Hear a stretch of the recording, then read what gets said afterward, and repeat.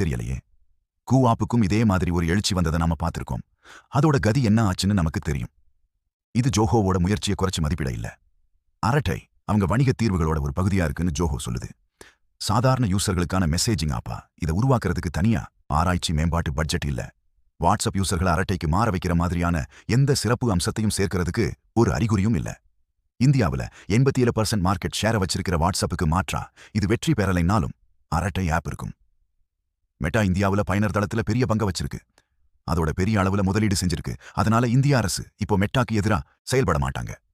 கடந்த காலங்கள்ல வெளிநாட்டு அரசாங்கங்கள் எக்ஸ்காம், ஃபேஸ்புக் மாதிரியான தளங்களை ஆயுதமா யூஸ் பண்ணி தெற்காசிய பிராந்தியத்துல போராட்டத்தை தூண்டி அமைதியின்மையை உருவாக்கி அரசாங்கங்களையே கவுத்திருக்கு. இது மாதிரி மெட்டா இந்தியாவுக்கு எதிராக செயல்பட்டா மட்டுமே இந்திய அரசு தலையிடும். எனவே முடிவா சொல்லணும்னா அரட்டை டவுன்லோட்ஸ் பெறும். ஆனா எதிர்காலத்தில் அரட்டை வாட்ஸ்அப்பை வீழ்த்துமா என்பதை பொறுத்திருந்துதான் பார்க்கணும்.